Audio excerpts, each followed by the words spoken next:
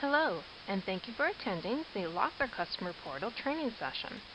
This basic tutorial will help you to navigate all of the features and functions available to you to access your company's data. Every login is unique and specific for the individual login or group distribution. If you find you do not have access to a feature or function that you need access to, feel free to contact our customer service team by emailing customercare@loffler.com or by calling 952-925-6868 and they'll be happy to assist you. Once you log into the Loffler.com customer portal website listed on this page, you will be asked to use your customer login. Your customer login is specific to an individual email address or a group distribution. Group distributions work really well in cases where you may have a team of individuals who need access to the exact same information and may change from time to time. Passwords will be sent out to you in a generic form, initially in an email. This can be updated by you under your user settings to something that's easier for you to remember at any time. Once you have logged in, you will be automatically directed to our home screen if you have a singular location. However, if you have multiple locations, you will see the Switch Location screen as you're seeing on this PowerPoint presentation now. This is so that the system knows which location you would like to work with, and you'll see a list of your locations here. At the very top of the list, you will also see a section that's called Master. The difference between the individual locations and Master is Master will allow you to see your entire fleet to manage your equipment, as well as allow you to see service calls for all your locations. The only thing you cannot do in Master that you can do in the individual locations is request supplies. Because supplies need to be shipped to a specific address, you do need to select one of the locations on the list to work with them individually. Once logged in, you'll notice several radio buttons at the very top of the page. This would include meter reading, service call, sales order for supplies, equipment fleet tracking, and in the very center, contact us for our customer service team. This will allow you to jump right into each of those individual sections.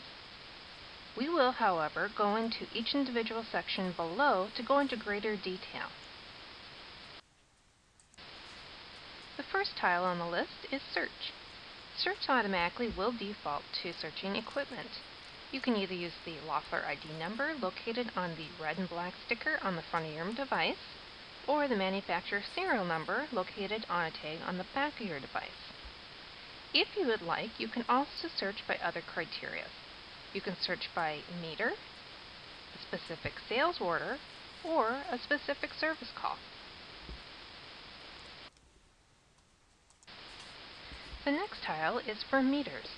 Meters allows you to enter all of the meter readings that are currently due for all of the equipment at a specific location. You can also track previous meter readings for all of your devices. If any meters were currently due, you would see that number located next to meters due under that tile. In this case, there is just a dash indicating nothing is currently due. You'll notice the number next to all meters, however, is more of a bold typeface. In that case, you know that there is more information behind it and it's a hyperlink. Once you select the number, it will actually bring you to the next page to give you the breakdown of the equipment. Once you do that, you'll see the next section located here, and that is meter reading with an equipment breakdown of all the different devices. This information will include equipment number, which you'll notice is shaded into a light color, also indicating that it's got a hyperlink and can get you to the equipment section, which we'll actually cover in just a moment. It'll also give you a description of the device, the manufacturer serial number, the make and model, any contact information that you've provided to us for that device, and the location. Directly underneath that, you'll see the last meter reading date, what the meter reading was, what type of reading, was it black and white or color, and if I wanted to, I could put in a new meter reading. Keep in mind, once I do that and enter in that number and continue to scroll through my list and enter even more, when I'm all done, I can go to the top of the page and select the Submit button. It would automatically upload right into our database because this is live information. Our next tile is called Equipment. Equipment can be accessed from several different areas, including from the meter section we were just in, where the equipment ID number was shaded in a different color. If we had selected that, it would have redirected us right to the equipment screen listed here.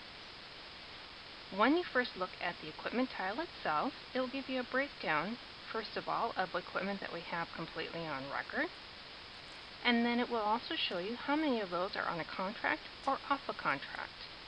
In many cases, we may have several devices that we have serviced, but you haven't necessarily put on contract, and that's why it would break it down separately. The first thing to note is it will remind you at the top of the page which location or locations you are logged into. Remember, if you're logged under the master location, you can see an equipment listing for your entire fleet here when located under master. Otherwise, if you only want to see the equipment for a specific location, you can log in to that section at the very top of this page. If you need to change, you can always click here to switch location and select the location you want to work with.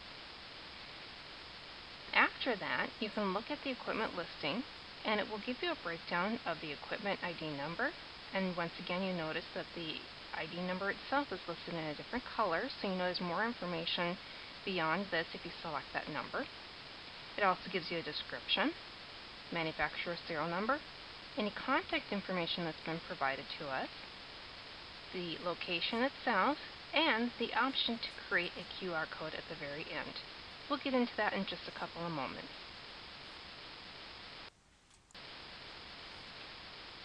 Under the equipment section, if I would like to get even more information on a specific device, I can select the equipment ID number to get to this screen here.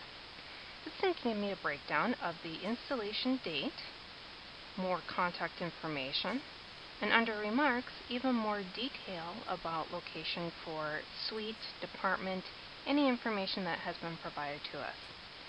In addition to that, you will see a detail of meter history, as well as service history at the very bottom. Just as you've seen before, the service call information is highlighted in a different color, so you know there's even greater detail. However, we'll be covering that in the service section in just a few moments. Another unique feature available to you through the equipment section is QR codes.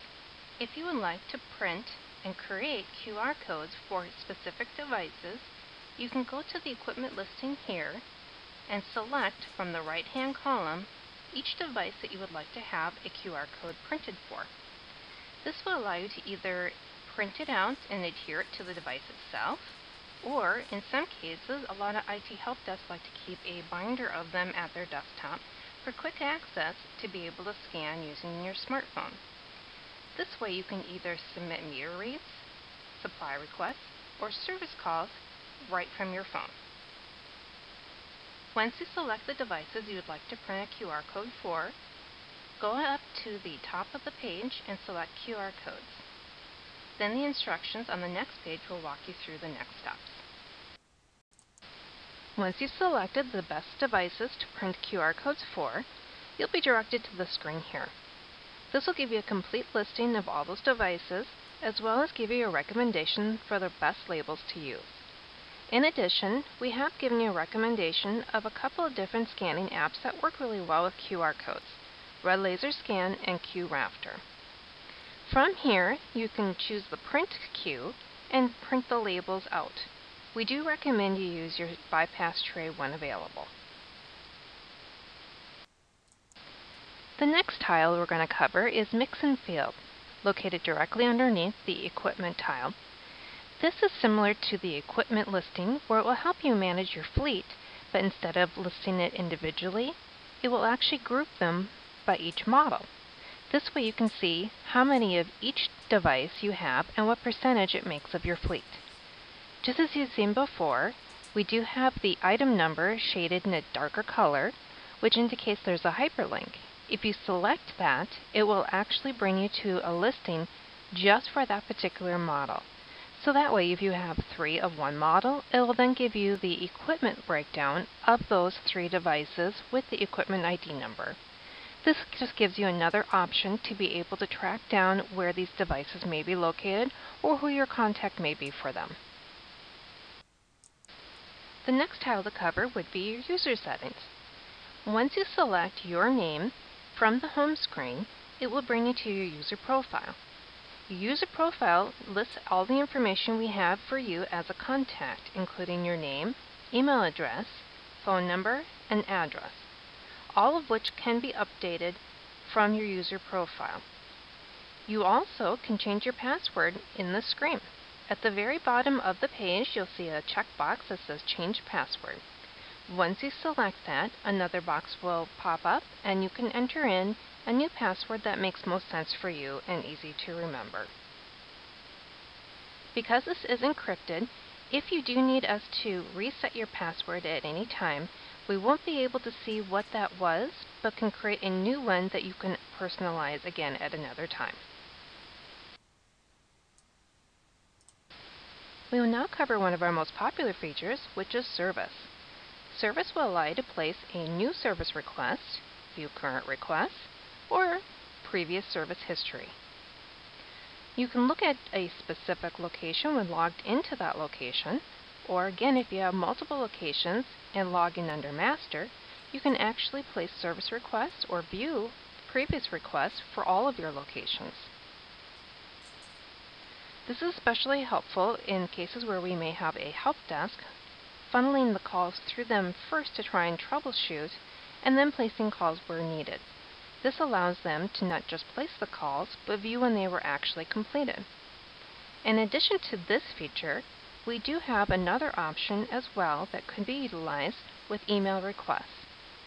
We can set up an account to send a service request confirmation to the person placing the call and or a help desk on top of that.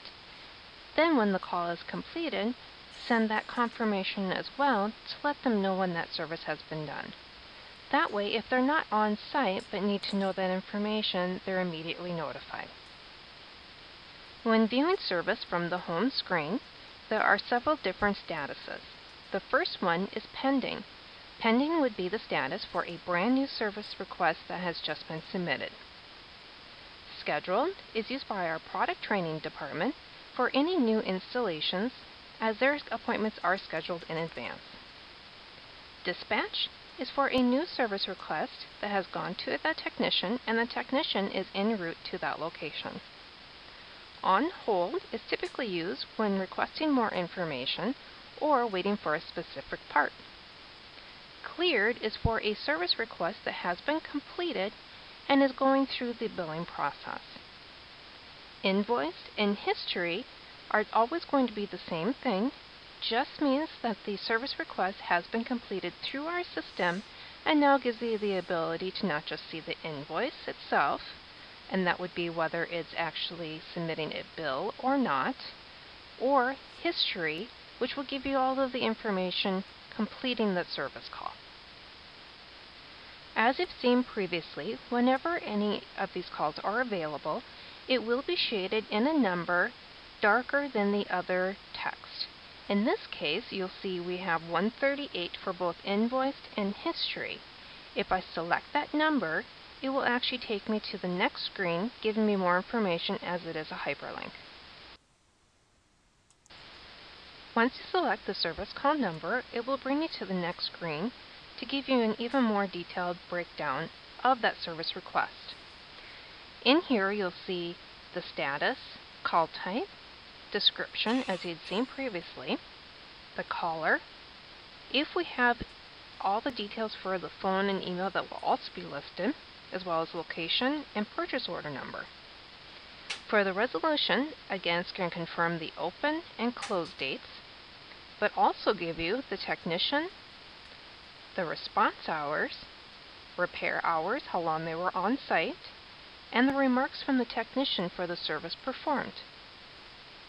It will also give you a breakdown for labor and materials or parts used in that service request. Let's now place a new service request. On the home screen, on the service tile, at the very bottom you'll see a red box that says New Service Request. Click that button and it will first bring you to the New Service Call page. From here, it first confirms the location we're working with, or you can select Click here to switch locations to switch to another location. It then also assumes that this is a device that we're familiar with, and we're going to select the equipment from your equipment listing. Select the box next to Select Equipment to see a full listing of the devices listed for this account. Once you select the equipment list, you'll see a full listing of all the equipment listed at this site. If you don't see the machine from the drop-down list, you can actually do a search using the Search for Equipment box. Once you find your device, select it, and it will automatically bring you back to the service call screen. Now that we've selected our device, the system automatically populates the most important pieces, which are equipment ID number, make and model, serial number, and any contact information we have associated with that device. It also automatically populates your information into the name, email, and phone number fields. This is based on your login. However, this can be overridden in case you are placing the service request on behalf of someone else. You also may enter a PO number directly underneath your contact information, and description at the very bottom is going to tell the technician exactly what is going on with your device and what you need service for prior to coming on site, so they can be best prepared. Once you enter in this information, you can select Save at the bottom of the page, and this automatically gets paged directly to your technician at that time, because again, we're actually working with live information. Let's say, however, we have a new service request for a device that we haven't previously worked with. In that scenario, simply select the tab that says this is not an equipment existing in the system. We just need then a full description of that device, including model, and if you have it, the serial number. This way we can ensure it gets to the correct technician who is service authorized on that device. Again, it will fill in your information, or you can override that to a different contact information. Enter in the description and hit save. At that point, it's going to go to our dispatch team to make sure it's assigned to the appropriate person. Now let's cover the last tile, Sales Orders. Sales orders will allow you to request new supply shipments, view current requests, or previous requests. Because these items are shipped, they are specific to a location address and therefore not available under Master. You do need to select the location the supplies will be shipping to. First, let's cover Sales Order History. Under Sales Order History, just as we had with service requests, you'll notice the number along the left-hand column. That is shaded in another color, so we know that's going to get down to more information by selecting that hyperlink. For the history, I'm going to select the last 30 days worth of sales shipments for this location by selecting the 12. Once I've done so, it will give me a listing of all of those orders, beginning with the most recent. In this case, it's listing the sales order number, which is again shaded in a darker color, so we know if I select that, it will give me even more detail, along with the date it was requested, the items requested, how many were ordered, as well as how many were shipped. Once I find the order I would like more information on, I can select it by choosing the sales order number here. Once I select that sales order number, it will take me to the next level to give me a complete listing of the supply items, as well as the equipment that it was ordered for, Again, how many were ordered, how many were shipped. If a fee was applied, that pricing would be listed as well at the very end. What's even nicer is at the very bottom, if it was shipped via UPS, it will give you the shipment number, the date it shipped, when it was delivered, and even the UPS tracking number.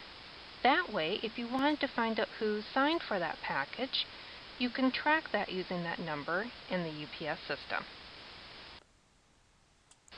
Here's an example of what the UPS tracking would look like. It will give you a listing of the date it was delivered, where it was delivered, in this case the front desk, who received it, in this case it was Helen, and if I choose proof of delivery, it will even show me their signature. Now let's place a new supply request. At the very bottom of the sales order tile is a red button that says New Sales Order. Once you select that, you'll get to the New Sales Order screen listed here. Again, because it's location specific, it will confirm the location you will be ordering supplies for at the very top, or you can choose to switch locations. Next, it will confirm the bill to and ship to, as well as confirm the ordered by. Just as we have with service requests, it will default to your login information, but can be overridden to different contact information here. You also can enter in a purchase order number, and any special comments can be listed for the dispatcher. At the very bottom, list items included in order. To add items, select the red button that says Add Items. The first thing it will ask you is, how would you like to find your items? The best method is to always select by equipment. Equipment will give you an equipment listing of all the devices for that location. By selecting equipment and choosing your specific device, it will only give you a listing of the products associated with that device. So you won't order the wrong toner for the wrong machine. However, if you need to look a different way, you do have the option of looking from previous orders in the last 30 days, or by searching using the item number. Once you find the item you need, enter in the quantity and select OK. Once you do so, it automatically gets added to your sales order. From there, you can add additional items. Now that we've added an item to our sales order, at this time I can either choose to add more items for more devices, or I can now complete my order by selecting Save. Once I do so, that will automatically go to our customer service team to process for you. Anything that's entered before 3 o'clock will be processed the same day for shipment the following day. Anything requested after hours or over a weekend will be processed the next business day. This concludes our tutorial on the Loffler Customer Portal. If you have any additional questions or need further support, feel free to contact our customer service team by emailing customercare@loffler.com or by calling 952-925-6868. If you have additional users you would like to have signed up on the portal, all they need to know is whether you would like to have an individual login or group distribution, their contact information, which locations you would like them to have access to, and which features would you like them to have access to, meaning equipment, meter, service, or supplies, all of which can be customizable for each login. Thanks again for taking the time to listen to this presentation. We hope it was helpful. Have a great day.